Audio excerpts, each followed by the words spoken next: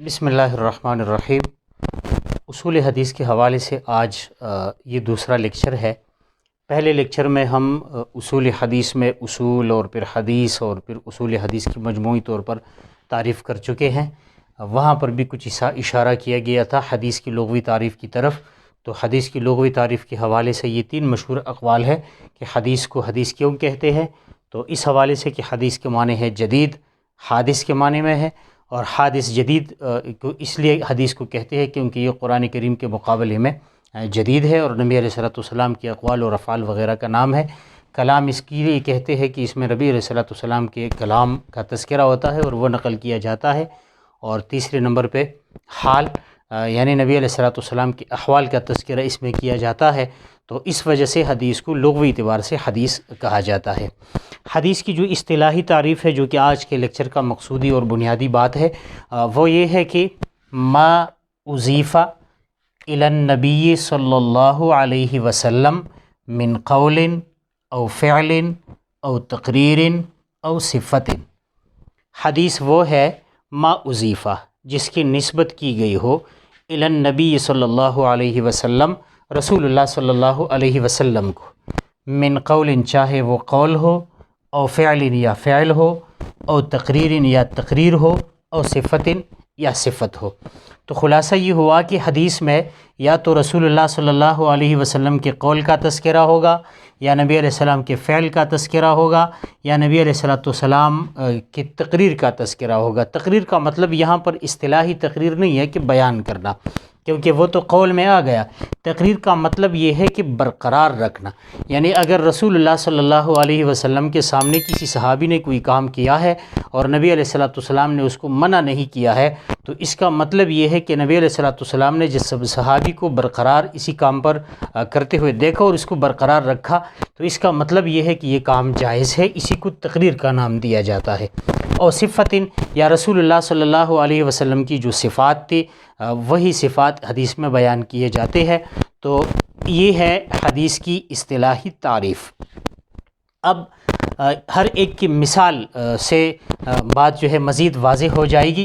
حدیث قولی آپ کو نظر آ رہا ہے یہاں پر، مسند خوارزمی سے جامع المسانید الخوارزمی سے ایک روایت نقل کی گئی ہے۔ وہ فرماتے ہیں روا ابو حنیفہ رضی اللہ تعالی عنہ، امام ابو حنیفہ رحمۃ اللہ علیہ نقل کرتے ہیں، قال سمعت انس بن مالک رضی اللہ تعالی عنہ، کہ میں نے انس بن مالک رضی اللہ تعالی عنہ سے سنا، قال سمعت رسول اللہ صلی اللہ علیہ وسلم، انس بن مالک رضی اللہ تعالی عنہ فرماتے ہیں کہ میں نے رسول اللہ صلی اللہ علیہ وسلم سے یہ کہتے ہوئے سنا، طلب العلم فریضۃ علی کل مسلم، کہ علم طلب کرنا ہر مسلمان پر فرض ہے۔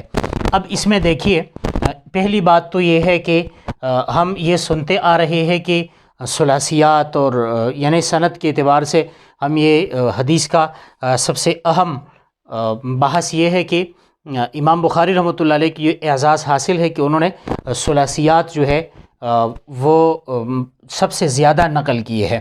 تو اب ثلاثیات کیا ہیں یہ تو الگ ٹاپک ہے، اور انشاءاللہ وہ علو سند عالی اور نازل میں آگے جا کر پڑھیں گے۔ لیکن جتنی بھی واسطے کم ہو نبی علیہ السلام اور راوی کے درمیان، تو وہی روایت جو ہے وہ زیادہ قابل اعتماد اور اسی طرح اس کی تفتیش بھی آسان ہوتی ہے۔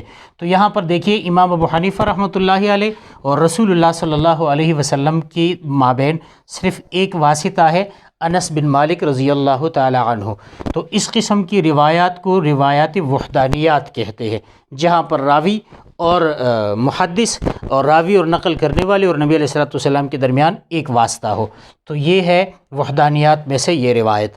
اس میں امام ابو حنیفہ رحمۃ اللہ علیہ فرماتے ہیں کہ انس بن مالک رضی اللہ تعالیٰ عنہ سے میں نے سنا، طلب العلم فریضۃ علی کل مسلم۔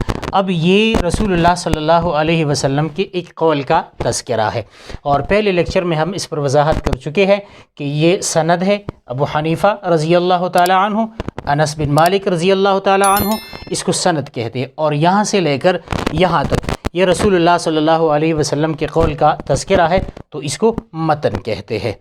اور دوسرے نمبر پہ حدیث فعلی ہے، اور حدیث فعلی یہ روا ابو حنیفہ رضی اللہ تعالی عنہ عن ابی عبید عن انس بن مالک قال كان رسول اللہ صلی اللہ علیہ وسلم یجیب دعوت المملوک ویعود المریض ویرکب الحمار۔ اب اس حدیث کو دیکھیں، یہ ثنائیات میں سے ہے۔ ثنائیات کا مطلب یہ کہ راوی یعنی امام ابو حنیفہ رحمۃ اللہ علیہ اور رسول اللہ صلی اللہ علیہ وسلم کے درمیان صرف 2 واسطے ہیں، تو یہ ثنائیات میں سے ہے، اور اس میں رسول اللہ صلی اللہ علیہ وسلم کی فعل کا تذکرہ ہے۔ یجیب دعوت المملوک، رسول اللہ صلی اللہ علیہ وسلم غلام کی دعوت قبول کیا کرتے تھے۔ ویعود المریض، رسول اللہ صلی اللہ علیہ وسلم مریض کی عیادت کیا کرتے تھے۔ ویرکب الحمار، اور رسول اللہ صلی اللہ علیہ وسلم گدی کی سواری سے عار نہیں محسوس کرتے تھے، بلکہ گدی کی سواری وہ کیا کرتے تھے۔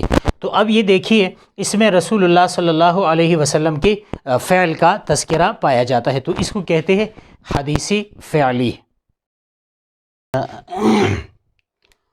اور تیسرے نمبر پہ حدیث تقریری ہے، اور حدیث تقریری کی مثال عن انس بن مالک رضی اللہ تعالی عنہ قال كنا اذا صلینا خلف رسول اللہ صلی اللہ علیہ وسلم بالظہائر فسجدنا على ثیابنا اتقاء الحر۔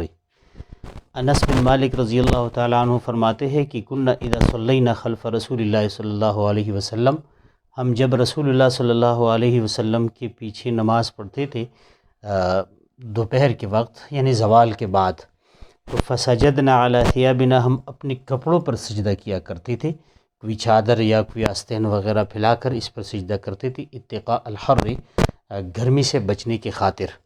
اور یہ روایت امام بخاری نے باب الظہر عند الزوال حدیث نمبر 542 میں نقل کی ہے۔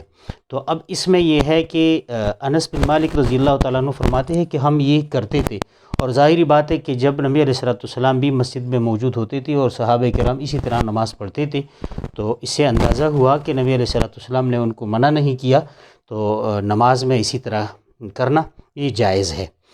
حدیث وصفی کا مطلب یہ ہے کہ رسول اللہ صلی اللہ علیہ وسلم کے جو اوصاف ہے وہ اس میں بیان کیے جاتے ہیں۔ مثلا ابن عباس رضی اللہ تعالی عنہ قال کان النبی صلی اللہ علیہ وسلم اجود الناس، کہ رسول اللہ صلی اللہ علیہ وسلم بہت جواد اور سخی تھے۔ امام بخاری نے کتاب المناقب باب صفت النبی صلی اللہ علیہ وسلم اور حدیث نمبر 3554۔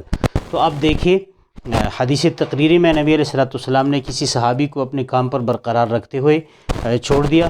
حدیث وصفی میں رسول اللہ صلی اللہ علیہ وسلم کی کوئی صفت بیان کی جاتی ہے۔ حدیث قولی میں رسول اللہ صلی اللہ علیہ وسلم کی کسی قول کا تذکرہ ہوتا ہے، اور اسی طرح حدیث فعلی میں رسول اللہ صلی اللہ علیہ وسلم کی کسی فعل کا تذکرہ ہوتا ہے۔ تو خلاصہ یہ ہوا کہ حدیث جو ہے وہ 4 قسمیں ہیں اس کی: ما اضیف الی النبی صلی اللہ علیہ وسلم من قولی تقریر، قولی حدیث، فعلی حدیث، اور اسی طرح تقریری حدیث اور وصفی حدیث۔ تو یہی 4 اقسام ہے، اور